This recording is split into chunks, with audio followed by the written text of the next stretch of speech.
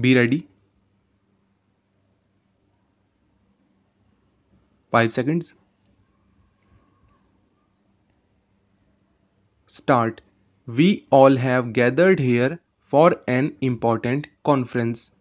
It is important in the first instance because it is the first meeting of the state ministers of rural development, rural housing and Panchayati Raj after my government took office in New Delhi. Hence, I must at the very outset both welcome you to this conference and thank you for giving me this opportunity to meet important representatives of the state government. But a greater reason that lends importance to this conference is its subject. Rural development, rural housing and Panchayati Raj constitute an interdependent set of concerns which are at the very heart of India's present and future national development.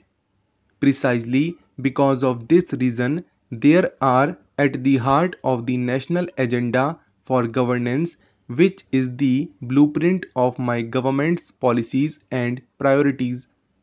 To explain the importance of rural development in the context of our common dream of building a new India is to belabor the obvious. India is a land of villages.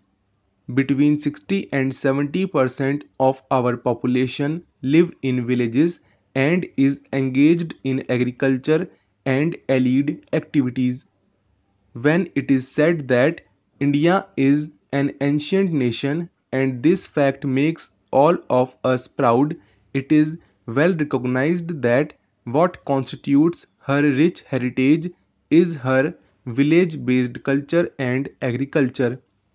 It is on the solid foundation of this ancient culture that India is emerging as a potentially strong and modern economy. I have used the term potentially with deliberate intent and emphasis. It points to a historic possibility well within our reach. It also powerfully reminds us that the possibility of India becoming a strong economy and a strong nation depends crucially on the attention we pay to the all round development of our villages and our agriculture. This is where the subject of today's conference assumes its paramount importance. I would even go as far as to say that both from a short term and long term point of view, ministries of rural development, rural housing, and Panchayati Raj are the most important ministries in our union and state governments. I wish to underscore this core belief of mine because it goes against conventional wisdom and practice hitherto followed. Rural development is the engine of India's national development.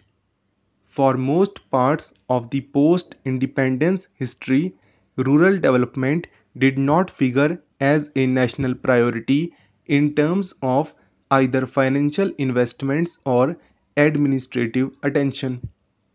The result is there for all to see. Our food production has failed to catch up with the growth of our population, making food security a critical dimension of our national security. Public investment in agriculture and irrigation is nearly stagnant. Of those living in areas, as many as 25 crore people live below the poverty line.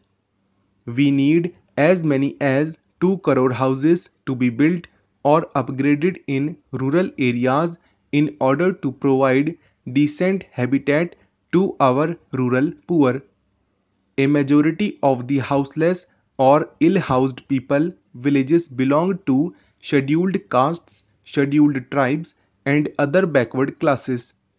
Deprived of gainful and sustainable employment in the villages of their origin, millions of them migrate to towns and cities each year. There too, they live a life of deprivation. Let us look at another face of the contemporary Indian reality. We pride ourselves in being the largest democracy in the world, and rightly so. But what is the health of our democracy at the grassroots level in our village panchayats? We have to admit that we as a nation have failed to tend the roots. When the roots are not well nourished, the tree cannot be very healthy. Thus, we see a cruel paradox. Village India, which has sustained our culture and economy, has been condemned to the state of backwardness. I am not here criticizing anybody or any party or any government. Let us admit that this has been our collective failure as a nation. And let us use the recognition of this bitter truth as the basis of a strong national consensus to give the top priority to rural development. We have stated in the national agenda that we will give a human face to the national development efforts with poverty eradication as the ultimate goal and removal of unemployment as the means.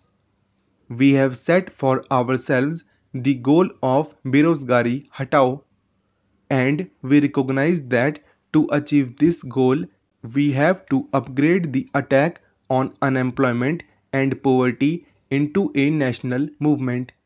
Specifically, we are committed to provide drinking water to every village.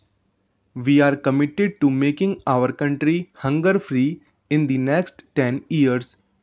Towards this end, we will be earmarking 60% of the plan funds for agriculture, rural development and irrigation. Besides, we have stated that in our endeavor to facilitate construction of 20 lakh new housing units each year for the very poor people,